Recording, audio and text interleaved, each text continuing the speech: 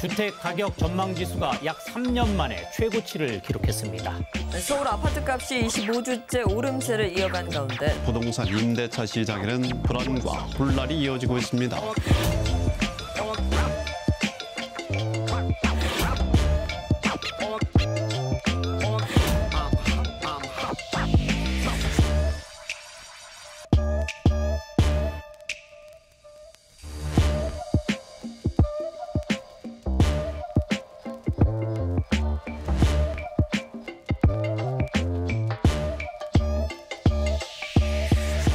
내가 벌어서 집은 절대 못 사고 은행에 빚을 내가 과연 서울에 있는 아파트를 살 수 있을까? 답이 없어. 그렇죠.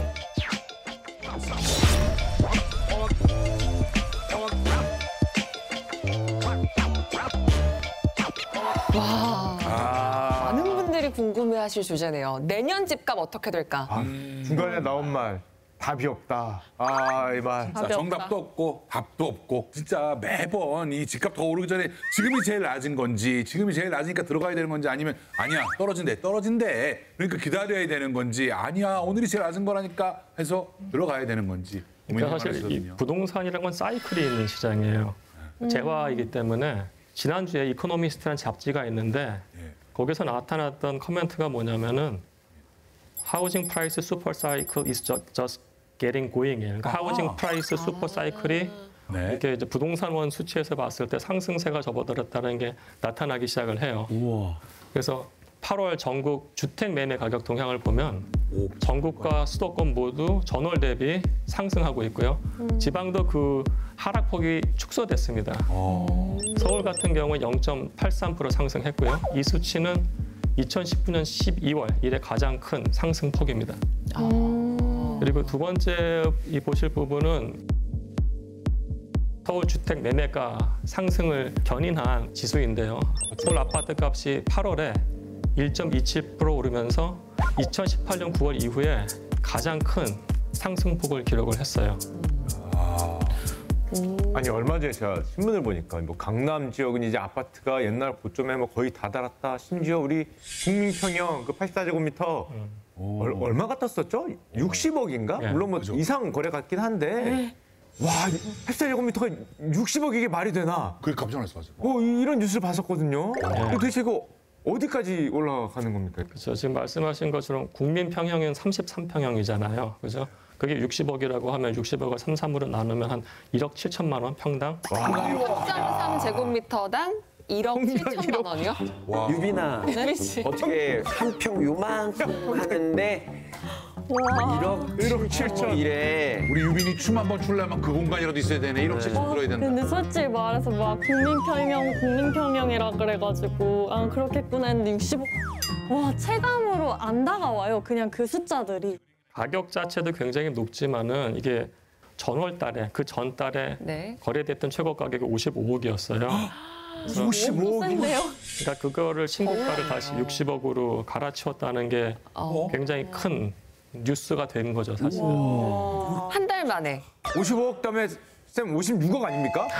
60억으로 가는 게 어디 있습니까? 뉴스에서 보면 뭐 그렇게 몇십억 아주 초고가 주택들 나오시면 정작 서울에 계신 분들도 우리 동네는 그렇지 않은데 하고 좀 다르게 체감하시는 분들도 많거든요. 그렇죠. 그게 이제 서울의 일부 지역 가격이 올라갔다고 해서 지방이 올라가는 것도 아니고요. 아까 말씀드린 것처럼 각 지역마다의 상황을 보는 눈이 굉장히 필요해요. 거기에 맞는 정책 같은 것들이 필요한 시점이에요. 그러니까 아까 말씀드린 아파트들은 이제 서초구하고 강남에 있는 아파트들입니다.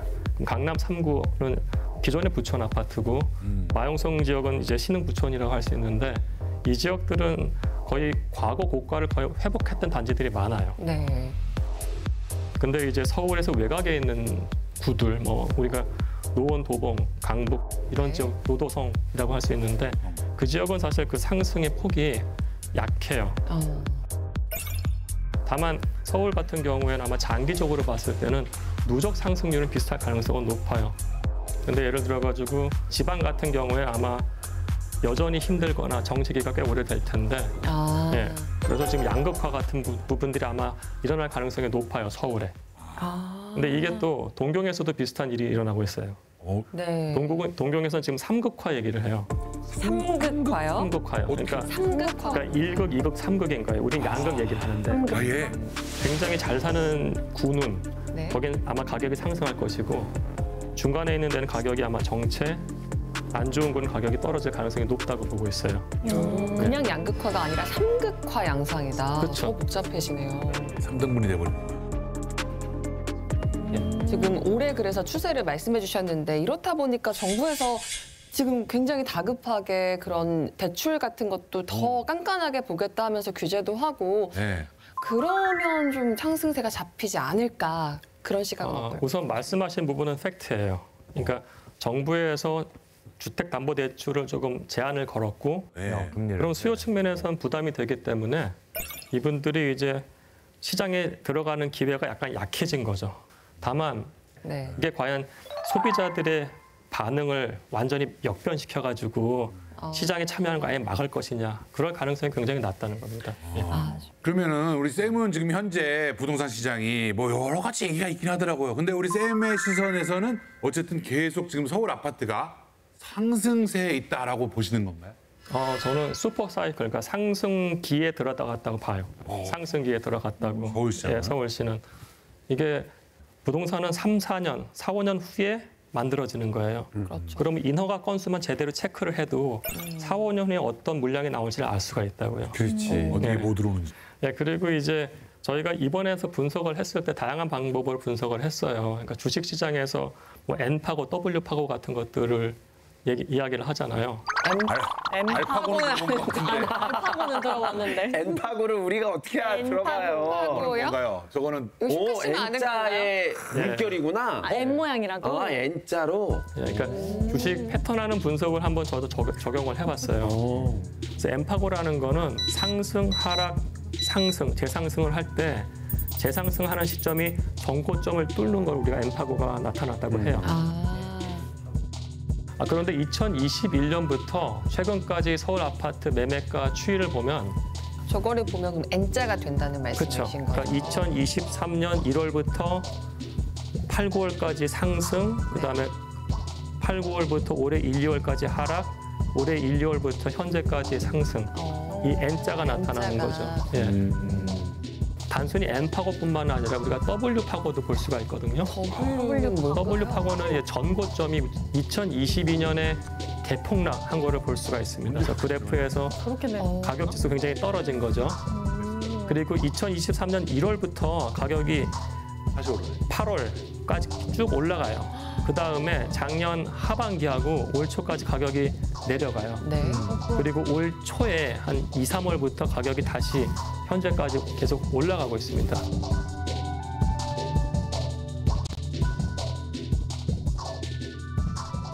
아니 주식시장은 N파고는커녕 L파고도 안 나오는 것 같은데 부동산만 주식시장도 못 돌파한 걸 부동산이 그걸 하고 있다? 아, 원래 주식 용어예요? 주식 용어잖아요. 예, 그래서 어떻게 보면 N파고하고 W파고는 어떤 직관적인 거고요.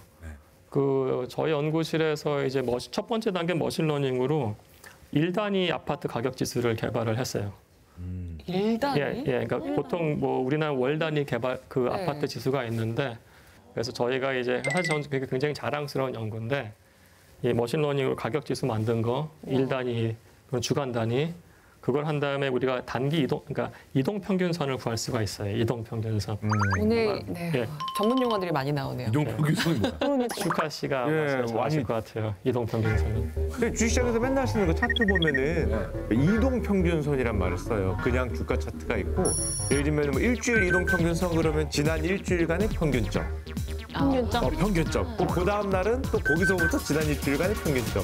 이렇게 하면은 뭐 일주일이면 일주일, 뭐 15일이면 15일 그 평균이 어떻게 이동해 왔는지를 추세를 볼 수 있는 그런 사실을 많이 쓰거든요. 평균의 전쟁. 그렇죠. 그런 것도 모르고 주식에 돈을 넣었으니 잃는 건 당연합니다.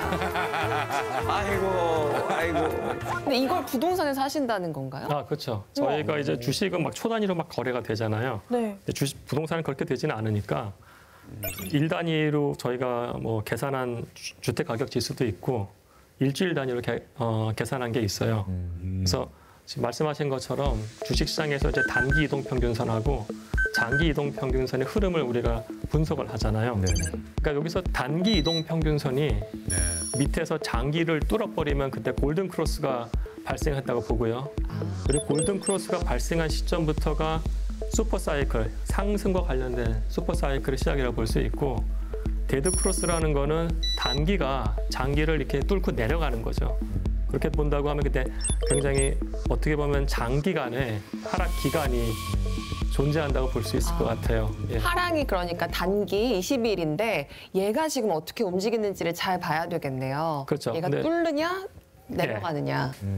그래서 저희 연구실에서 서울 아파트 가격 지수를 단기 이동 평균선하고 장기 이동 평균선을 봤을 때 네. 장기가 여기 빨간색이고요. 단기가 파란색인데 2022년쯤을 보면은 파란색인 단기가 장기를 뚫고 내려가는 걸 볼 수가 있어요. 그러네요. 그렇죠? 그렇게 됐고 2024년 4월 현재 단기가 장기를 뚫고 올라가는 게 잡혀요.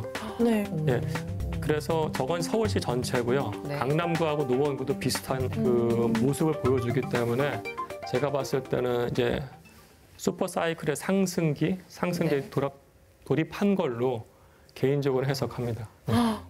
골든 크로스가 지금 여기서 지금 일어났다. 그런데 지금 이 상승기가 M파고죠? M파고로 그냥 끝날 수 있는 거 아닙니까? 혹시 뭐 더 올라가지고 나중에 W파고까지 가고 그렇게 될 수 있다.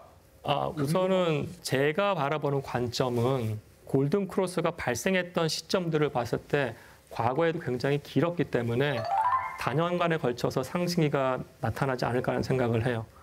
다만 여기서 좀 조심해서 해석해야 될 부분은 이 부동산의 트렌드가 굉장히 사이클이 굉장히 짧아지고 있다는 얘기예요.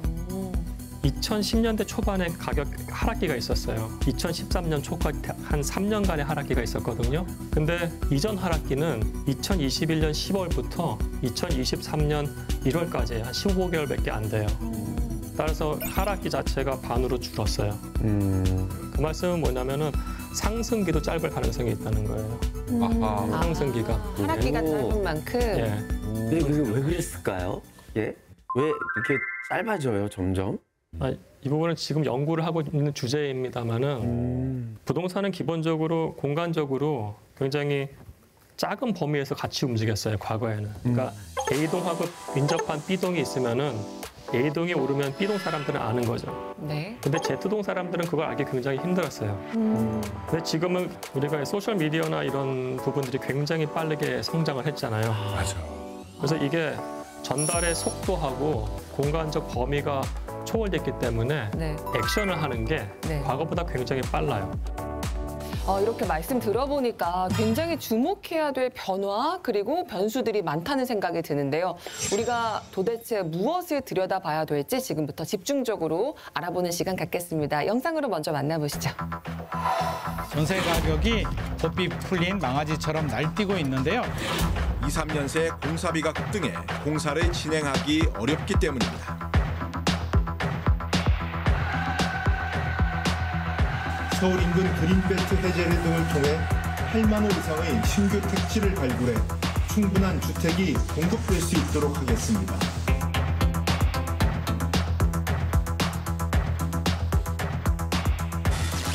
So we know that it is time to recalibrate our policy to something that is more appropriate given the progress on inflation and on employment, moving to a more sustainable level.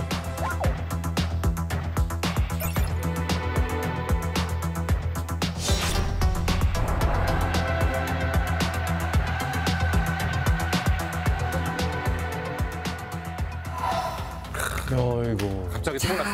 갑자기 떠올랐어, 저걸 보고 나니까. 제가 여기 우리 KBS 바로 앞에 여기 살았지 않습니까? 네. 예전에 여의도를 뭐 한다는 얘기 있었죠. 여의도를. 그때 저기 전세 살고 있었는데 일주일에 3번 집 보러 왔어요. 그 잠깐 동안만.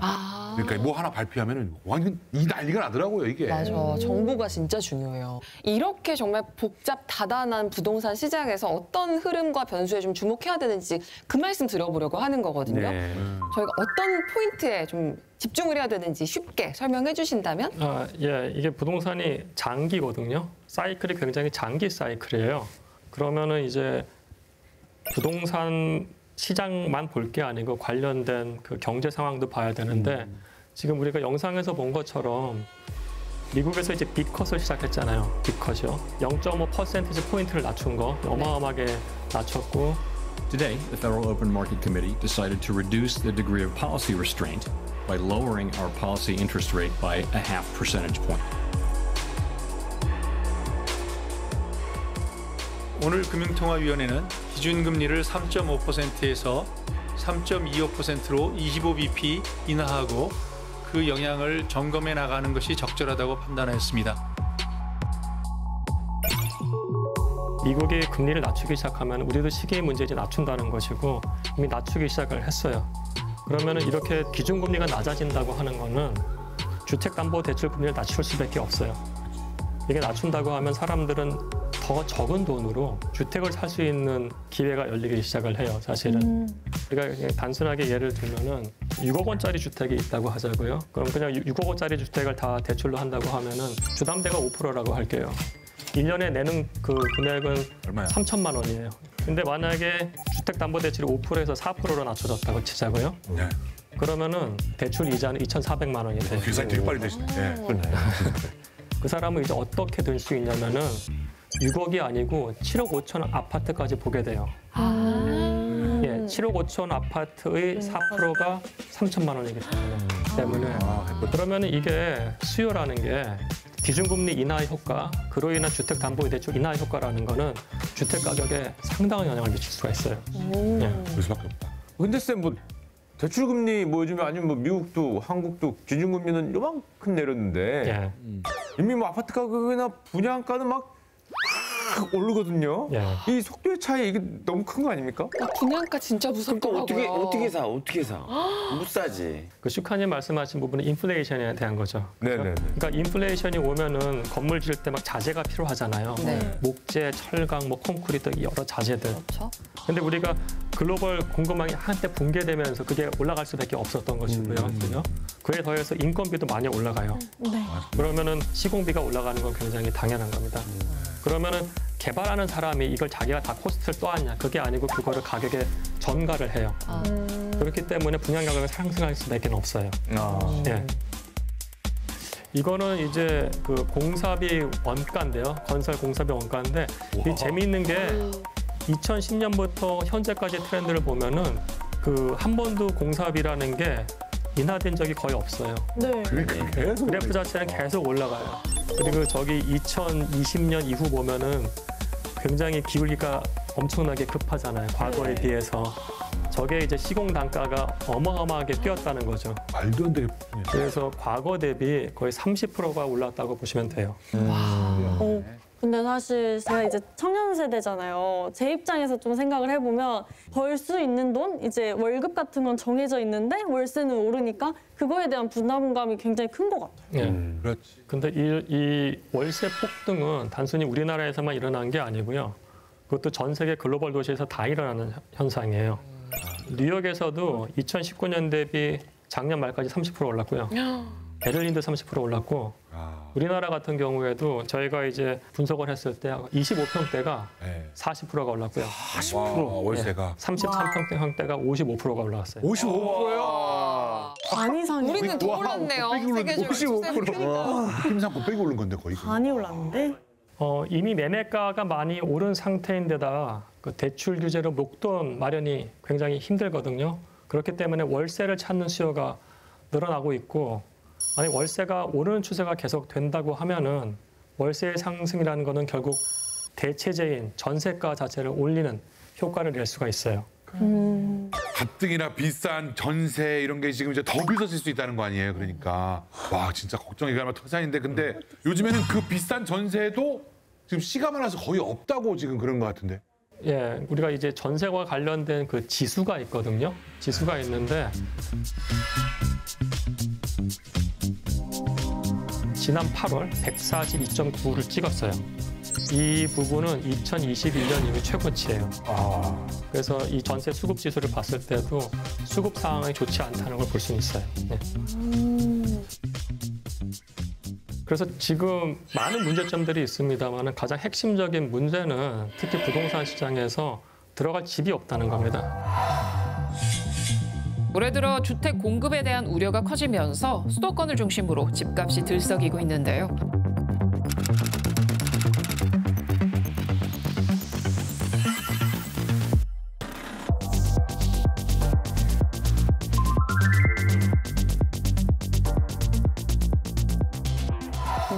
아니, 이게 무슨 소리입니까? 뭐 가는 데마다 공사하고 있고, 그렇지, 맞아. 뭐 서울에 집이 이렇게 많은데 뭐 들어갈 집, 살 집이 없다는 말이 이게 말이 안 되잖아요, 또. 다 이렇게 공사 첨탑이 올라가고 있던데. 맞아. 우리가 맨날 주택 보급률 높다고 해요. 주택 보급률이요. 사람들이 많이 주택을 갖고 있다. 근데 주택 보급률만 봐서는 사실 지금 안 돼요. 특히 서울 같은 경우에는 우리가 수요를 이해를 해야 돼요. 주택에 대한 수요. 네. 그러면 주택에 대한 수요는 뭐냐면은 많은 사람들이 인구수로 생각을 해요. 네. 그거를 서울에 적용해서는 안 돼요. 제 말씀 뭐냐면은 서울시가 인구가 가장 많았던 시점은 1992년이에요. 지금보다 많아요. 지금보다 많았다고요? 그럼요. 지금이 제일 지금은 한 많은 줄 900 얼마. 계속 늘어난 줄 알았는데. 줄었어요. 1000만 서울 깨진 지가 언젠데요. 왜 줄어? 인구가 줄어서? 아니지. 저기 외곽으로. 외곽으로 가자. 같이 개발이 되면서. 그러니까 2016년에 1000만이 깨지고 지금 930 몇만이에요. 많이 줄었네. 그러니까 우리가 맨날 인구가 그렇게 중요하다고 하면은 벌써 92년부터 지금까지 거의 10%가 빠졌어요. 그럼 가격이 10%가 빠져야 되는 거죠. 그러면 남아있지 집이 그만큼. 그죠? 근데 그동안 가격은 몇 배가 올랐다고요. 그러니까 우리가 여기서 좀 관점을 바꿔야 될 게 한국은 되게 경제적으로 강한 나라이기 때문에 특히 수도권 같은 경우에는 인구수가 중요한 게 아니고 소득이 중요한 겁니다. 소득 수준 감당 가능한. 맞아요. 실제로 주택 공급 부족 현상은 서울을 비롯한 서울 인근이 굉장히 심각하고요. 특히 서울 같은 경우에는 이 많은 사람들이 서울에 살고 싶어하는 어떤 유인이 굉장히 많고요. 따라서 그런 지역에서는 그 주택들이 신규 주택 계속 공급이 돼서 주택의 총량을 늘려야 되는 당위성의 존재를 하는 거죠. 당위성이. 그러면 우리가 어느 정도 물량이 지금 부족한가를 볼 때 경제학에서 이제 그 균형 공급 상태라는 걸 우리가 봐요. 그럼 균형 공급 상태는 저는 어떻게 봤냐면은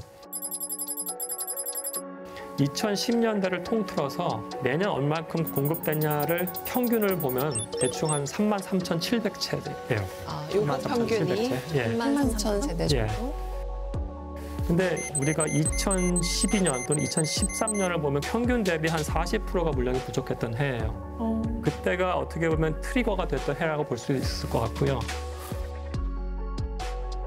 그리고 이제 올해부터 또 향후에 2, 3년 후에 데이터를 본다고 하면은 그 물량이 굉장히 부족한 부분이 더 나타납니다. 어머. 너무 많이 떨어져. 앞으로 저렇게 떨어진다는 얘기예요? 와. 올해도 한 12,000세대 정도 부족하고요. 내년은 26,000 세대가 공급이 돼요. 그래도 평균보다 부족하고 2026년이 12,000세대 그리고 2027년은 10,000세대가 조금 안 돼요. 저거 절벽이 아니라 동굴인데요? 동굴이야. 빠졌어. 그냥 구멍이 났어. 아니 27년 많이 남았는데 10,000세대가 왜 안 돼? 그러니까 지금 저거는 내년에 준공에서 입주가 되는 물량이에요. 그러니까 입주돼야 돼. 그래서 지금 짓고 있는 거예요. 아직 안 진 거 아니야? 예, 짓고 있는데 우리가 뉴스에서 보는 게 인플레이션 때문에 시공비가 올라서 잡음이 좀 있잖아요. 저거는 그런 잡음을 제외하고 제대로 공급됐을 때 양이에요. 그럼 더 떨어지겠네. 저기서 더 떨어질 가능성도 있기 때문에 향후에 공급 물량 같은 것들이 특히 서울에는 굉장히 부족하다는 걸 우리가 어느 정도 인지를 해야 될 것 같아요. 심각하다 들었는데. 근데 지금 보면은 예상치가 지금 뭐 3분의 1까지 떨어지고 이런 거면은 이렇게 부족하면 집을 지어야지 맞는 거 아니에요? 허가를 많이 해줘야 되는 거 아닌가요? 오늘 당장 허가해서 빨리 지어야 되는 거 아닌가요? 근데 우리가 이렇게 집을 짓는다고 했을 때 우리가 비용 같은 걸 보면은 가장 중요한 게 돈하고 토지가 있어야 되고 그다음에 시공비가 있어야 되잖아요. 그죠? 근데 특히 서울 같은 경우에는 문제가 뭐냐면은 토지하고 시공비를 볼 때 우리가 이걸 100으로 보면은 토지가 한 70이 들어가요. 시공비가 30이에요, 사실은. 그럼 이 땅값이 워낙에 비싸기 때문에 이게 어느 정도 떨어뜨려져야 되는 건데 이게 사실은 떨어지지가 않았어요. 마음대로 안 되는 거예요. 즉 2022년에 아파트 가격이 폭락을 했음에도 불구하고 토지 가격의 조정이 일어나지가 않았어요.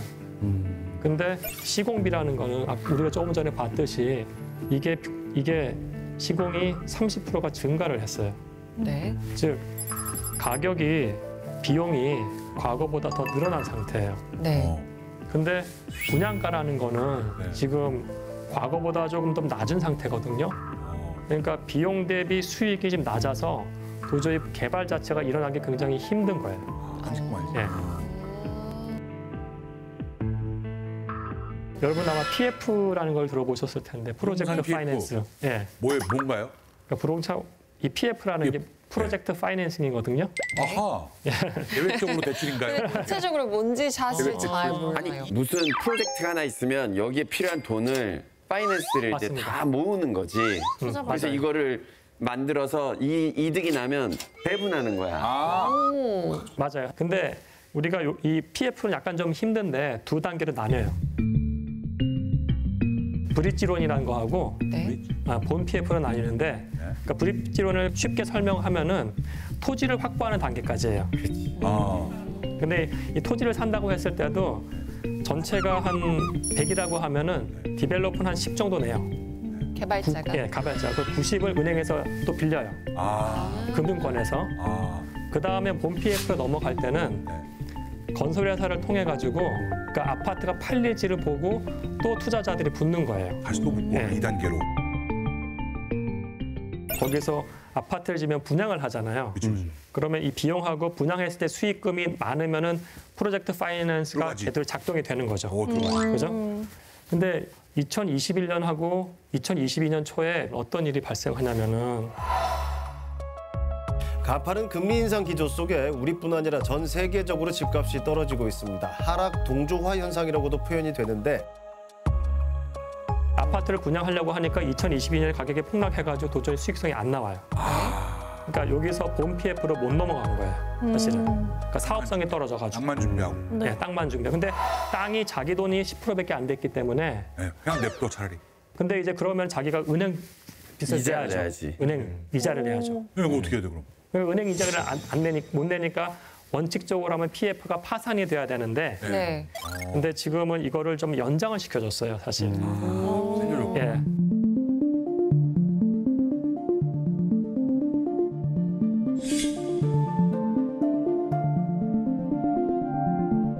근데 이게 문제가 뭐냐면은 서울 같은 경우에는 아까 토지비가 70이고 시공비가 30이라고 말씀드렸잖아요. 네. 이 100 정도 됐을 때 분양 이익이 나고 그러면은 사업이 된다고 우리가 가정을 하자고요. 네. 근데 PF가 안 터지니까 토지 가격이 얼마인지 몰라요. 네. 그럼 여전히 얘는 70인 거예요. 그리고 이 30이 아까 말씀드렸습니다마는 시공비가 30% 올랐잖아요. 네. 30이 39가 된 거예요. 그죠? 그러네요. 39가 되니까 아예 개발을 못 해요. 여기서 한 가지 가능성은 뭐냐면은 시공비 떨어진 적이 없다고 그랬어요. 네. 그럼 결국 토지비가 70이 61이 되면 돼요. 이게 서울 같은 경우에 15% 20%만 가격이 하락해도 네. 들어갔었어요, 사람들이. 지금 들어가고 있어요. 토지 가격이 약간 떨어졌기 때문에. 그게 이제 늦춰진 거죠. 그러니까 2022년, 2023년에 개발과 관련된 행위들이 굉장히 적기 때문에 향후에 준공을 한 4, 5년 후에 되거든요. 그게 없는 거예요. 그래서 저기서 아까 보여드렸던 준공, 입주 물량이라는 게 아주 보수적으로 잡아도 좋게 잡았을 때 저 물량이어서 우리가 이 부분은 굉장히 심각하게 바라봐야 돼요. 예. 이렇게 되는 경우에 가격이 상승한다고 했을 때 피해는 서민들이 입기 때문에 네. 정부 당국자가 주거권 차원에서 지금 정책을 위반을 해야 되는 거죠. 네. 이거 어려운 문제네요. 아니 그게 부실 PF 구조조정한다는 뉴스를 보긴 했는데 한편으로는 구조조정 너무 많이 하면 건설사들이 이게 도산해가지고 미국 금융위기 때처럼 뭔가 큰 나라에 막 위기가 올 것 같다라는 그런 걱정이 좀 들잖아요.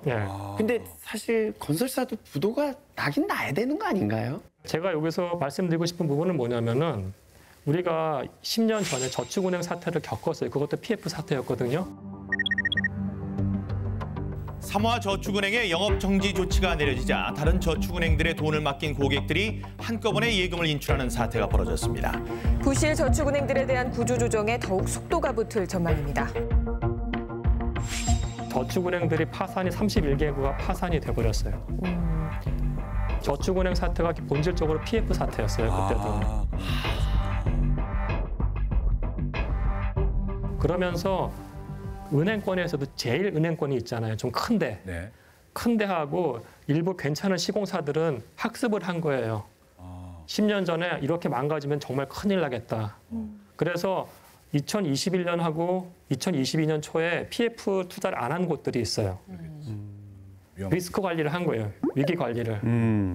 따라서 과거와 같이 시스템 전반이 무너지는 그런 일은 사실 안 일어났을 거예요, 사실은. 네. 지금 다시 PF 사태를 좀 돌아가서 보면 어떤 일이 발생하냐면은 이 PF 문제가 약간 좀 연장되면서 토지 가격이 안 내려갔기 때문에 인허가 수라는 게 굉장히 줄어들었습니다. 저 그래프는 전국에 걸친 주택 건설 인허가 건인데요.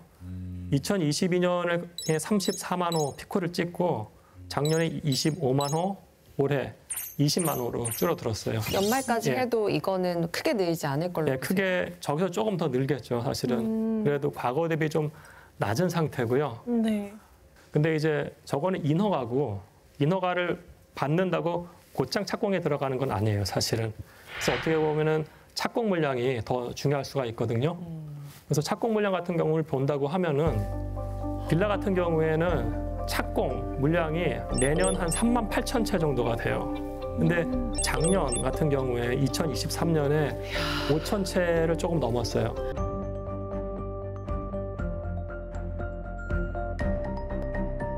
근데 이 빌라 같은 경우에는 사실은 빌라 건축주는 대부분 전세 또는 월세를 받아야지라는 생각을 해요. 그 경우에는 토지 가격이 좀 싸야 돼요. 근데 토지 가격이 안 싸졌기 때문에 네. 빌라 공급도 힘든 거예요. 수지 타산이 안 맞기 때문에. 지금은 이제 빌라 착공 물량 한번 본 거고요. 이번에 아파트 착공 물량을 볼게요. 아파트 착공 물량을 보면은 이제 아까 말씀드린 장기 균형 2010년대 통틀어 평균이 한 3만 9천 채 정도가 되고요. 근데 2023년에 2만 2천 채 그리고 올해 4월까지입니다. 역시 한 9천 채밖에 나오질 않아서 이게 착공부터 한 3, 4년 후에 또 준공이 된다고 했을 때 여전히 평균 대비 굉장히 낮은 수준인 걸 우리가 알 수가 있어요. 네. 여기서 또 다른 문제가 뭐냐면 공간 불균형이에요, 사실은. 공간 불균형. 예, 그러니까 서울시 전역에 대해서 아파트들이 골고루 착공되면 좋은데 저게 특정 지역에 지금 편중돼 있어요. 돈 되는 지역만? 꼭 그렇지는 않습니다. 그러니까 서초구에 뭐 방배동 지역 대규모 재개발, 서초구에 좀 있고요. 그리고 강북 지역에서 북동쪽 블록에 많이 재개발이 돼요. 여기 물량이 향후에 전체의 한 80%가 여기서 나와요. 그 말씀 뭐냐면은 서울에서 서쪽은 향후 물량이 굉장히 적다는 얘기예요. 그럼 그 지역이 아마 전세가나 이런 부분들이 굉장히 꿈틀거릴 가능성도 높아져요. 네. 그래서 단순히 공급 부족이라는 게 하나의 패턴으로만 나타나는 게 아니고 지역적 불균형 상태까지 나타날 거기 때문에 지역적 편차를 만들어낼 가능성도 존재를 해요. 그럼 쌤, 뭐 지금이라도 뭐 PF를 어떻게 조정을 해야 되는 건지, 뭐 주택 공급 물량을 저렇게 줄이면 어떻게 좀 늘려야 되는 건데 뭐 방법이 있습니까? 이거 어떻게 해야 되는 거예요? 우리가 주택 물량 자체를 좀 늘려야 되는 거잖아요. 그 늘리기 위해서 할 수 있는 건 뭐냐면은 결국은 시공비가 늘어났기 때문에 토지비를 줄일 수 있는 사이트를 찾아야 돼요. 그게 국공유지예요, 사실은. 국공유지? 그게 많이 있나요, 아직? 국공유지 제 관점에서 꽤 많다고 봐요. 네. 용산국제업무지구 같은 경우에 보면은 토지만 50만 제곱미터예요. 그거는 코레일이 갖고 있고요. 코레일은 국토부 산하예요. 중앙정부하고 서울시가 이미 얘기만 끝났으면 제가 계산하면 거기 만채는 나와요, 사실. 만채. 그리고 제가 이 국제업무지구, 용산국제업무지구에서 계산한 부분은 뭐냐면은 전 세계 어느 국제업무지구도 단순히 오피스 건물만 다 넣는 건 아니에요. 그렇지. 우리가 MXD라 그래가지고 믹스드 유즈 디벨롭먼트를 해요. 그러니까 복합 용도 개발이라고 오피스 이 정도 넣고 리테일 이 정도 넣고 주택도 넣어요. 이런 부지들을 우리가 활용을 한다고 하면은 상당한 물량의 분양 물량을 만들 수가 있어요, 사실. 네. 지금 우리가 할 일은 이런 국가 또는 공공기관이 소유한 토지에 대해서 빠르게 서울시랑 같이 협업을 해서 물량을 확보하고 공급을 하는 계획이 나와줘야 될 때예요. 단순히 레토릭 상으로 그린벨트 해제해서 우리가 공급할 게가 아니고 우리 여기 이렇게 다 땅 확보했고 디벨로퍼 누가 들어와가지고 어떻게 개발하고 분양가 얼마야를 그런 메시지가 나와야 되는 거죠. 네. 얼마 전에 정부에서 그래도 88 대책 나왔잖아요. 네. 요 정도 대책으로는 아직 조금 불을 끄기에는 쉽지 않을까요? 그래, 88 대책 했으면 부동산도 좀 팔팔하게 돌아가야 되는 거 아니야? 재밌는데요? 너무 팔팔해서 문제인 거 아닌가요? 99세까지 팔팔하게. 이 88 대책이 사실 저 개인적으로 효과가 없었다고 봐요. 예. 그러니까 88 대책의 요체는 제가 주장한 거랑 비슷해요.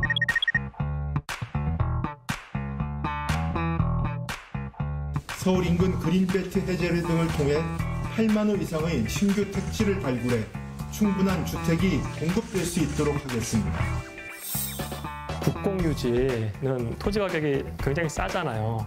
근데 거기다 건축비만 좀 얹으면은 사람들한테 싸게 분양을 하면은 시장에서 열려서 기축 시장에 있는 사람들의 관심이 이 분양 시장으로 옮겨갈 가능성이 높다. 근데 88 대책 같은 경우에는 그 메시지가 너무 약했어요. 구체성이 너무 떨어진 거예요. 보다 구체적으로 어느 땅에 서울시하고 합의 다 끝났고 분양도 몇 채를 할 거고 가격은 이렇게 될 거야 라고 했으면 사람들이 기다렸을 수가 있죠. 컨트롤되니까. 예. 구체적인 정책. 예, 그래서 이게 정책 당국 입장에서는 조금 더 세련되고 구체적인 계획이 지금 나와야 될 시점인 것 같아요. 네. 사실 부동산 문제 얘기하면 집값이 막 너무 떨어져도 문제라고 하고 여기서 지금 더 오르면 어떡하지 걱정하시는 분들도 많고 진짜 어렵잖아요. 선생님께서 계속 정부 역할을 강조해 주셨는데 어떻게 정부가 좀 해야 부동산 시장 안정에 제대로 된 역할을 할 수 있을까요? 그러니까 우선은 정부가 집값을 잡거나 안정화시켜야 된다는 그런 생각은 전 잘못됐다고 봐요. 자본주의 시대에 그 맞지 않는 생각인 것이고 그럼 정부의 역할은 뭐냐면은 두 가지예요. 첫 번째는 안정적 금융 제공자 역할을 해야 돼요. 안정적 금융 제공자. 중산층과 서민이란 대상이 장기적으로 안정적으로 적당한 비용을 내면은 본인이 임차를 하거나 소유할 수 있는 기회를 줘야 돼요. 그러면은 주택담보대출을 잡는 게 아니고 주택담보대출에 대해서 중산층하고 서민한테 완화적인 플랜이 꼭 나와야 돼요. 두 번째 해야 될 부분은 토지를 조성을 해야 되는 겁니다. 토지를. 네. 서울 같은 경우 슈퍼스타 도시는 계속 수요가 있을 수밖에 없어요. 그러면은 정부가 본인이 직접 개발하고 소유하고 운영하라는 얘기가 아니에요. 인간이 개발할 수 있도록 안정적인 토지를 공급을 해야 돼요. 그렇게 한다고 하면은 부동산에서 안 좋은 사이클이 존재한다고 했을 때 사실은 이게 돈 있는 사람들은 괜찮아요. 항상 피해가 서민들한테 갈 거기 때문에 이 부분에 대해서 조금 더 저랑 다른 관점일 수 있겠습니다만 좀 그런 방향으로 갔으면 좋겠어요. 안정적 금융. 그래서 정부 역할에 대해서 우리가 조금 말씀을 드리면 이게 리더십이거든요. 그럼 우리가 부동산 개발에 와서 리더십이 없었냐? 그건 아니에요, 사실은. 그러니까 우리나라는 신도시 개발을 정말 잘하는 나라예요. 우리나라는 신도시 개발 정말 잘해요. 특히 분당 신도시 같은 경우는 정말 잘하는 겁니다. 1기 신도시. 집값이 너무 오르니까 과감한 공급 정책을 해요. 그게 분당을 포함한 제1기 신도시. 92년까지 모두 200만 호의 주택을 짓도록 할 것입니다. 분당을 포함한 1기 신도시가 전국적으로 해서 거의 200만 호를 목표대로 건설을 했어요. 그다음에 어떤 일이 발생했냐면은 90년부터 96년까지 강남 아파트 가격이 떨어져요. 근데 당시에 건교부 입장 다르고 당시에 기재부 경제기획원의 입장이 달랐어요. 그거를 컨트롤할 수 있는 사람 대통령밖에 없어요. 그래서 당시에 노태우 대통령이 직접 주재하면서 저거를 이끌었어요. 당시에 분당 같은 신도시 그 기획하고 집행하고 개발했던 건 정말 평가해야 된다고 생각을 해요. 네. 그래서 저런 부분들이 지금 리더십이 조금 작동을 해야지 서울시가 인허가권을 갖고 있기 때문에 네. 서울시하고 국토부하고 입장이 다를 수가 있어요. 기재부도 다를 수가 있고 이거를 빨리 통합적으로 잘 지금 이끌어갈 시점이라고 생각해요. 네.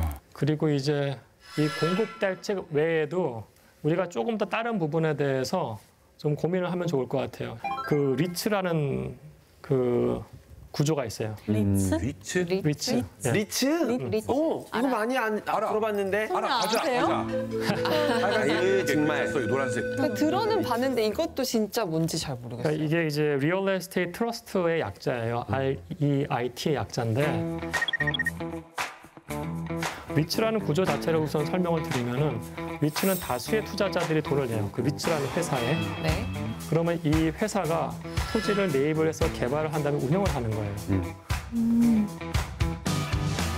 쉽게 말해보자면은 우리가 이게 그냥 좀 완전히 똑같진 않은데 부동산 갖고 있는 회사, 기업. 그렇지. 네? 그 주식을 우리가 사는 거예요. 부동산 기업인 거지. 부동산 기업. 쉽게 얘기하죠. 부동산 기업을 사면 그 부동산 기업이 뭐 아파트도 사고 뭐도 사고 이걸 다 갖고 있는 거죠. 우리가 직접적으로 부동산을 사지 않더라도 그 회사에 투자를 하면은 이 회사가 알아서 해주고 그러니까 손바뀜도 되게 많이 할 수 있고 많은 사람들의 돈이 부동산 시장으로 갈 수 있는. 맞아요. 근데 이건 지금 금융 구조이기 때문에 어떤 장점이 있냐면은 이 회사가 뭐 PF를 일으켜서 뭔가 사업을 한다고 했을 때 이거는 회사 대출이지 개인 대출이 아니에요. 가계 대출. 그러니까 우리가 맨날 가계 대출을 염려를 하잖아요. 주택을 구입한다고 했을 때. 가계 대출이 아니게 돼요. 그러면은 이 사는 사람들은 어떤 입장이 되냐면은 이 리츠의 주주가 될 수 있는 거예요. 주주. 네. 네. 그러니까 우리가 보증금을 내잖아요. 그죠? 네. 그럼 보증금을 리츠 회사의 투자금으로 우리가 활용할 수가 있어요. 투자금으로. 그러면서 임차를 하면서 거기서 거주를 해요. 그럼 여기서 아파트에서 임대료가 올라와서 약간의 수익이 생기면은 주주기 때문에 배당도 받아요. 나중에 주가 뛰면 그렇죠. 내가 넣은 보증금도 뛰는 거예요?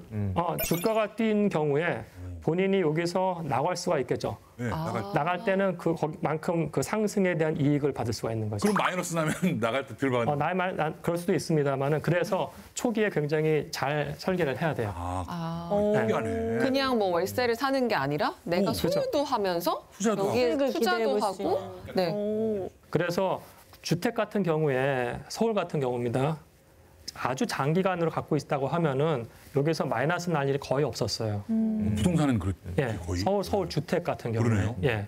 따라서 우리가 구조적으로 그러니까 이 리츠 상품하고요. 88 대책에 나왔던 국공유지나 그 그린벨트 해제 지역에 개발하는 거가 연계를 시킨다고 하면 이건 성공할 가능성이 굉장히 높아져요. 토지 비용이 굉장히 싸기 때문에. 약간 더 재미있는 거는 이 건물은 리츠 회사 소유예요, 지금. 네. 이 사람은 리츠 회사의 주주이긴 하지만은 임차인이에요. 계산 거지. 네. 예. 따라서 청약도 할 수가 있어요. 무주택자이기 때문에. 그러니까 이거를 우리가 구조를 잘 짜면 돼요, 구조를. 근데 한번 맛을 보고 나면 계속 리츠만 갈 것 같은데요? 그럴 가능성도 있어요. 왜냐하면 이게 사람들이 리츠가 안 될 거라는 생각을 하지만은 수요자들의 유형은 굉장히 다양해요. 지금 우리는 이런 산업들을 만들어서 좀 부동산 산업을 고도화시킬 필요도 있어요. 개인적으로 봤습니다. 차라리 산업으로. 산업적 측면에서. 산업적 측면에서. 지금 쌤이 말씀하신 그렇게 따뜻한 어떤 주거 환경을 만드는데 이게 좀 기여할 수 있다는 말씀이시죠? 그렇죠. 우리나라에서의 주거 복지가 약간 좀 위태로운 이유는 이 공공 쪽에서 임대료를 통제할 수 있는 주택이 OECD 대비 되게 약해요. 적어요. 따라서 거대한 이 리츠 상품, 공공이 임대료를 조정할 수 있는 리츠 상품을 만들고, 다만 이거는 대기업 민간 브랜드입니다. 그런 아파트를 우리가 개발을 하거나 운영을 하게끔 한다고 했을 때는 중산층과 서민들이 적정한 가격대에 살 수 있는 임대 아파트를 더 많이 공급할 수 있고요. 만약에 이 물량이 굉장히 많아진다고 하면은 주택 가격이 급등하고 급락한다고 했을 때 임대료를 어느 정도 통제할 수 있기 때문에 변동성을 낮추는 그런 버퍼 역할도 충분히 할 수 있게 됩니다. 시청자 여러분들이 오늘 주제가 내년도 집값 어떻게 되나 그렇죠. 이 얘기였으니까 굉장히 오늘 좀 관심 있게 보셨을 것 같거든요. 시청자분들께 좀 한 말씀 해주신다면 어떤 마음으로 대처를 해라. 뭐 제가 슈퍼 사이클이라는 단어를 이야기를 해서 행간을 읽으신 분 다 이해하실 것 같아요. 장기적으로 어떤 일이 벌어질 것이라는 거에 대해서는. 다만 제가 이런 이야기를 한다는 게 부동산 시장을 뭐 움찔거리게 한다는 의도하는 건 절대 아니고 이게 팩트로서 글로벌에서도 나타나는 현상이기 때문에 우리가 여기에서 좀 어떻게 대처를 해야 되느냐가 좀 굉장히 중요한 시점 같아요. 지금 글로벌 전체에서도 이자율이 떨어지고 있고 주택 공급 문제가 있고요. 네, 그렇기 때문에 이걸 우리가 가만 내둔다고 하면은 사실은 이 서민들의 어떤 주거 복지가 굉장히 위태로울 가능성이 있기 때문에 이 부분들에서 좀 우리가 많이 경각심을 갖고 좀 대처를 해야 될 때가 아닌가 생각을 합니다. 네, 진짜 더 많은 목소리가 나와야겠다는 생각을 굉장히 많이 했습니다. 오늘 강조를 굉장히 해주셨는데 정말 보통 사람들, 평범한 사람들 모두가 좀 안정적으로 살 수 있는 지속적인 정책이 뒷받침돼야 되겠다는 생각을 많이 해봤고요. 2025년 모두의 관심사인 내년도 집값, 우리가 현명하고 지혜로운 판단으로 부동산 시장의 흐름에 잘 대처할 수 있게 알려주신 김경민 교수님, 오늘 수업 여기서 마치겠습니다. 고맙습니다. 감사합니다.